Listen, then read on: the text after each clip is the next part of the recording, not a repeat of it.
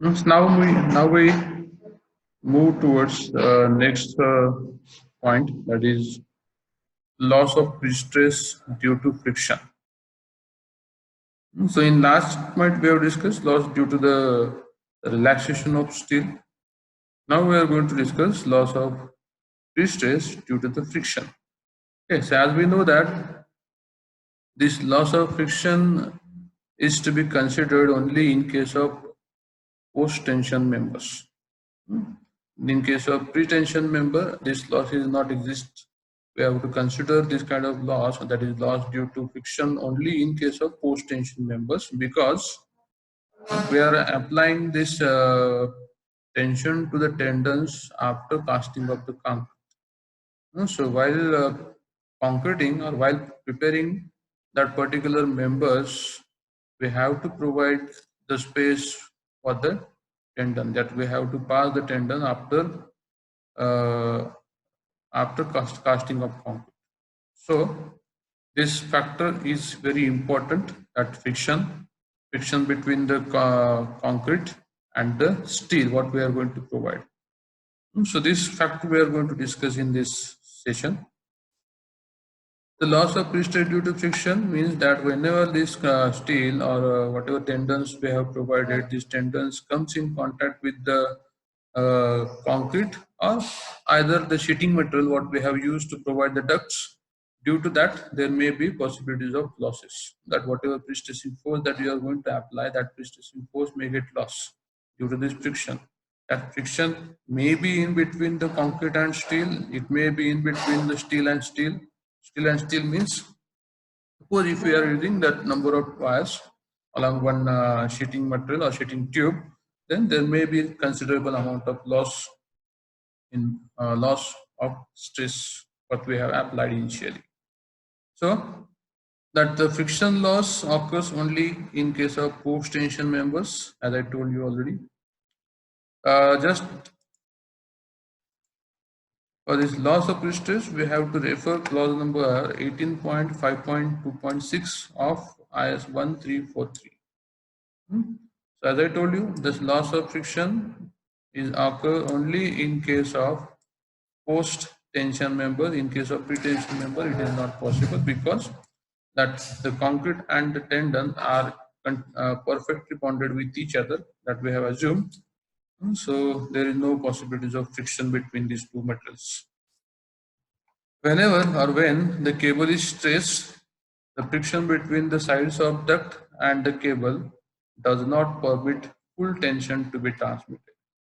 Does not permit full tension to be transmitted means that as I told you, that we are going to cast the concrete first, and while casting of that concrete, we are providing the ducts in the form of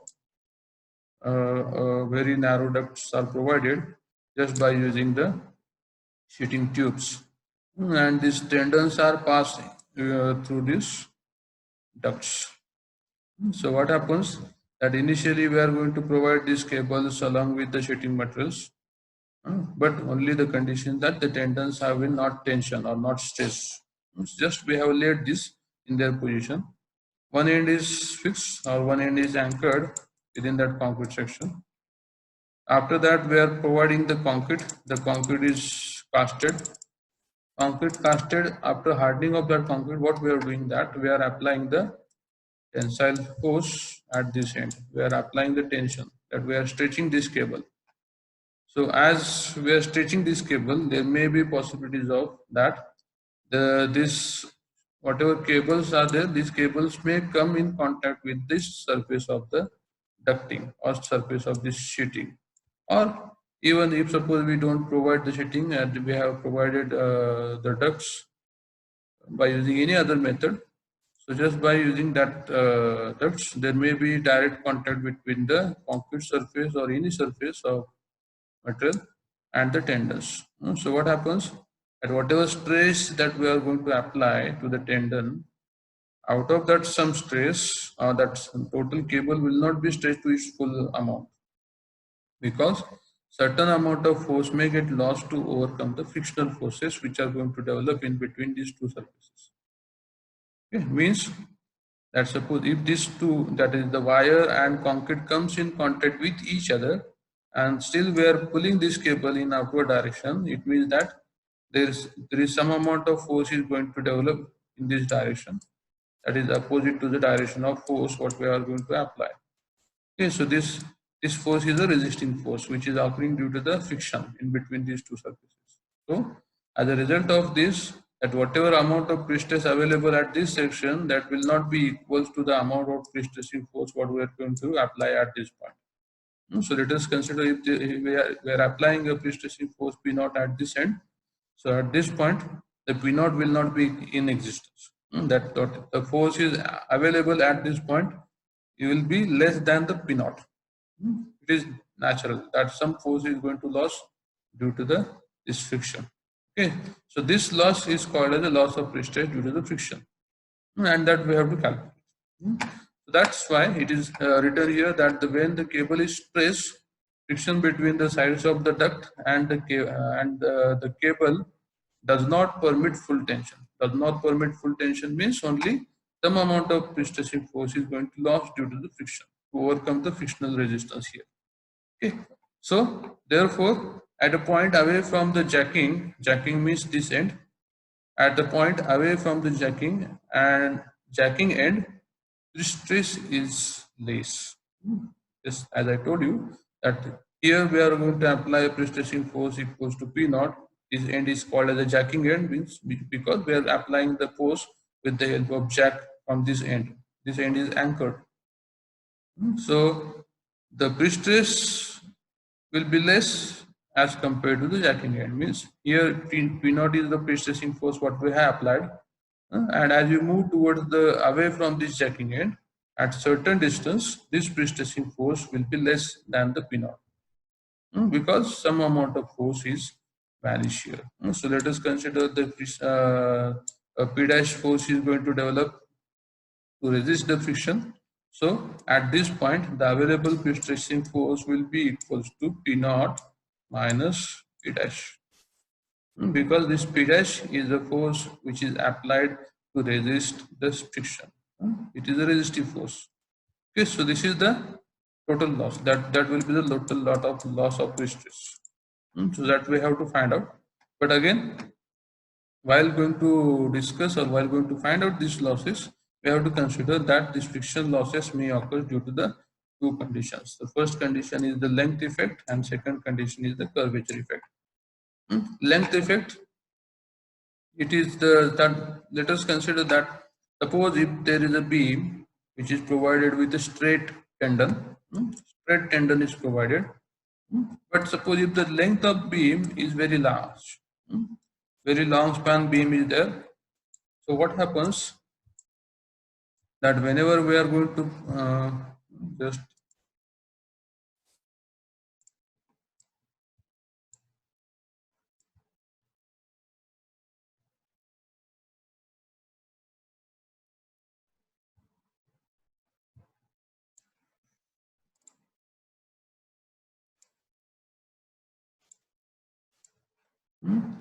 suppose there is a very long beam, very long beam is there, and you have to provide the tendon. So sheeting is to be provided. So normally what is happening that we are providing the sheeting material into the concrete, but sometimes what happens due to the many reasons, that may be just while keeping the concrete, the sheeting may get disturbed, or due to any reason this some small amount of curvatures or curves are going to form in that sheeting. And as I told you, these cables are provided along with the sheeting into the member, and one end of that cable is locked. Okay, and after hardening of this concrete, what we are doing that we are applying a jack at this end. One jack is provided,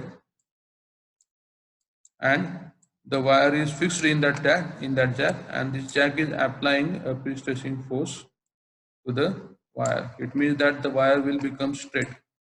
So straight as this wire starts straightening, but the concrete is already hardened, so this whatever ducting we have provided, that ducting still in that wave-like shape.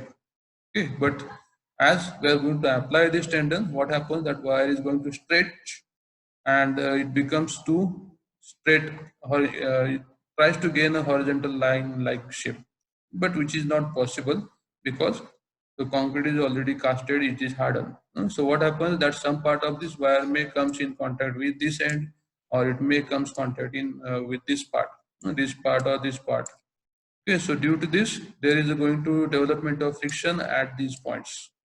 Okay, so due to this friction in between the wire and the sheeting material, there will be certain loss.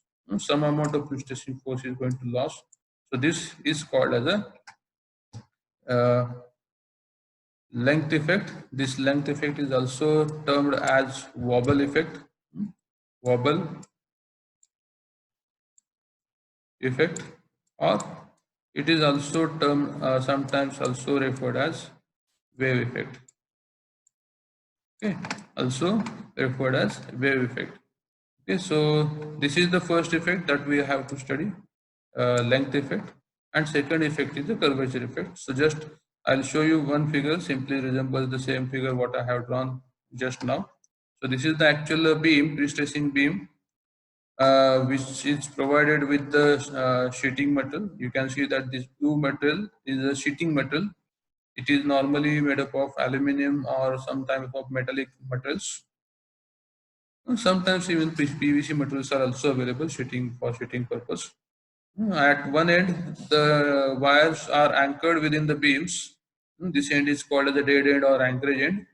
And from the other end, here we have to provide the anchorage system, what we have studied in case of resonate system. So this is the anchorage system here we have provided, and from this end we are going to, these cables are passed through this end. These are anchored at this end. You can see here at the anchorage end, these individual wires have been anchored with the help of anchorage systems at other end. So it is not able to come in this direction. So from this end, we are going to applying the tension with the help of jacks. So initially, the shape of wires is like this. It is not exactly like this. Means in actual practice, such kind of deformations are not available, but very minor deflections are there. But even though, what happens that when we stretch this wire tries to come in straight line. So which is not possible because of this condition, that this wire cannot move in up to this point, but it comes directly in contact with the sheeting metal at this point. It may comes in contact with the sheeting metal at this point. So there is a friction at between the sheeting metal and the wire at these points, and there is a considerable loss.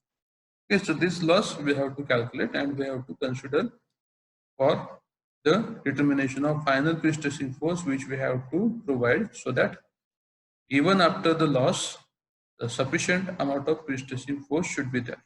So for considering that, we have to consider this effect. Okay, so here, as I told you, that friction between the tendon and its surrounding material is the length effect, and it is sometimes described as wobbling effect or wobble effect, or sometimes also referred as wave effect. Okay. So friction due to length effect depends on the length, stress in the tendon or cable, and the coefficient of friction between the contact metal. Depends on what metal that you are going to use, and what is the coefficient of friction between that metal and the steel. So these are the factors, that what is the length of your member, what amount of stress that you are going to apply in the tendon, and the coefficient of friction between the contact metals. These are the factors which we have to consider. Okay. So I have taken this image from VSL International. VSL International is a very famous company which provides the pre-stressing systems or designs for the pre-stressing elements. Okay.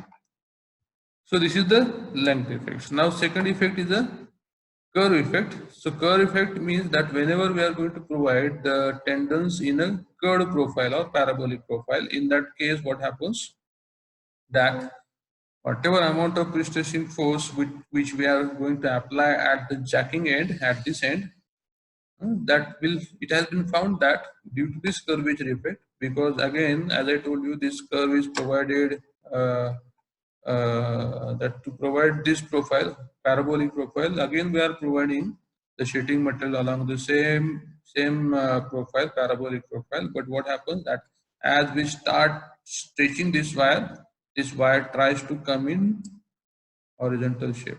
It tries to come in horizontal shape, but which is not possible. So that wire comes in continuous contact with the sheeting material along this face. It is continuously in contact with the surface of sheeting material. So what happens that, as we have already discussed, in case of load balancing, it is going to apply the force thrust along this total line of profile. So similarly, what happens that this stretch is wire will be continuously in contact with the surface. This wire will be continuously in contact with the surface of concrete or the surface of sheeting. So that considerable loss will be there due to this friction all over the entire length of the line. So that's why what happens that whatever amount of initial pre-stress we have applied, if we go at a certain distance, let us consider that if we take the amount of pre-stressing force at a distance x from the jacking end, so at this distance x from the jacking end, the amount of pre-stress available will be px. Okay, and that amount of pre-stressing force at this distance x will be less as compared to the amount of pre-stressing force at the jacking end. So you can see here at the jacking end, the amount of pre-stressing force available is P naught. But as you move toward the end point, this pre-stressing force, amount of pre-stressing forces goes reducing. Okay, so these amounts are going to reduce. It means that amount of pre-stressing force at this end will be comparatively very lower as compared to the jacking end. So this is called as a loss of pre-stress due to the curvature effect. Okay. So these points we have to consider. There are certain theories, there are certain guidelines given by different scientists to find out these losses. There are derivations are also there, but in IS 1343, we have been given with some guidelines to find out the loss of pre-stress due to the friction. So if you refer clause number 18.5.2.6, so they have given a clear guidelines to find out the losses of pre-stress. Okay, so as per the clause number 1, that is 18.5.2.6, it is mentioned there that for straight or moderately curved structures with curved or straight cables, the value of pre-stressing force P at a distance x meters from tensioning end, that is the jacking end, and acting in the direction of the tangent to the curve of the cable shall be calculated as below. Acting in the direction of tangent to the curve means that, suppose if you draw a tangent to this curve like this. So this is the condition, and here whatever this angle is going to happen, that angle is called as alpha. So let us discuss here that the value of pre-stressing force P at a distance x meter from tensioning end and acting in the direction of tangent to the curve of cable shall be calculated as below. Means this value of Px can be equals to P naught, that is initial pre-stress applied at the jacking end, into e raised to minus into bracket mu. Mu is the coefficient of friction between the cable and the duct, alpha plus k into x, where, as I told you, P naught is the pre-stressing force at jacking end,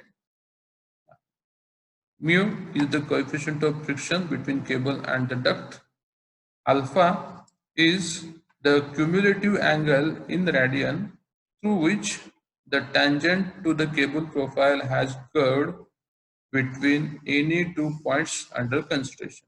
Between any 2 points under consideration. Here, this is the first point and this is the second point, what we are going to consider now. So if you draw a tangent from these 2 points, that the angle between this cable and this tangent, that is called as alpha. Okay, so this is the alpha, and k is the friction coefficient. This value of k is provided in IS 1343. This value may be taken as 0.0015 to 0.00050. These values of k have been provided in IS 1343 in clause number 18.5.2.6. So you may note down that point. Okay. So we'll be able to find out the value of Px. So Px is the pre-stressing force at a distance x from jacking it. Okay, so that by knowing the P0 and Px, we'll be able to find out the loss of pre-stress. Okay. Now there is one note is also provided in ISO 1343 that Px for small values of this total bracket mu alpha in plus k into x.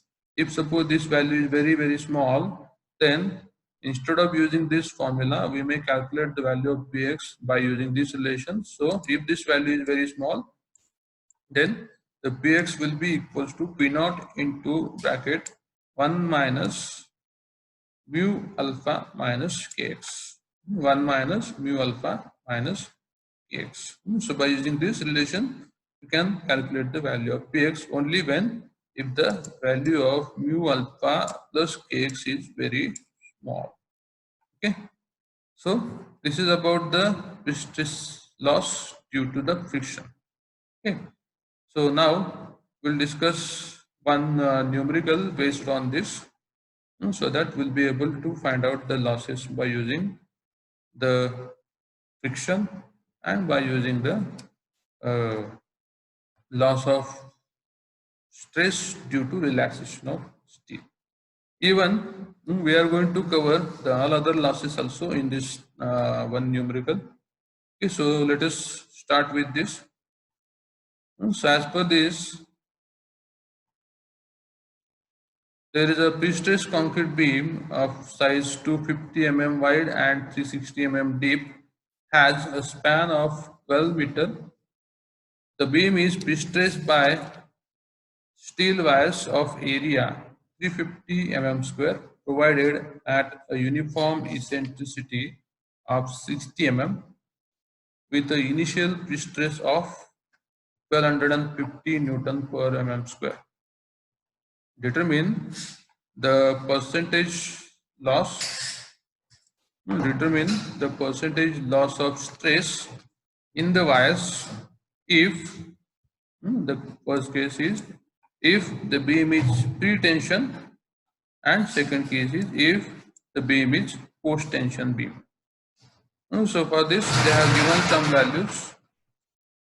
Take ES, that is modulus of elasticity of steel, as 210 kilonewton per mm square, and EC, that is modulus for concrete, 35 kilonewton per mm square.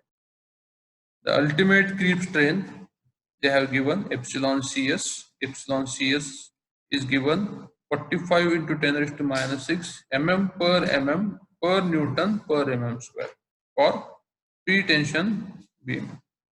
And the same value of epsilon CS is given for post-tension as 22 into 10 raised to minus 6 mm per Newton per mm square.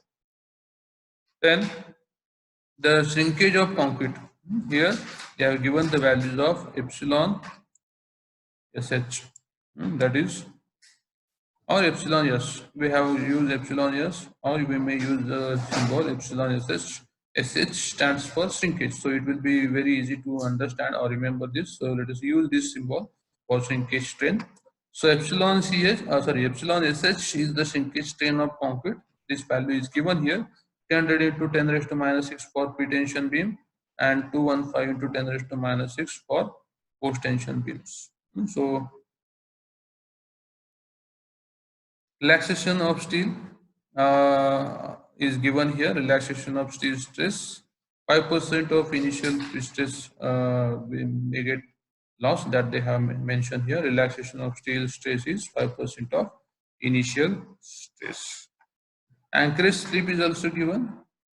That slip of anchor will happens with a pi distance of 1.25 mm. And the friction coefficient mu is also given for wave effect. The K is equal to 0.0015 per meter. So these are the given values for this problem. So let us start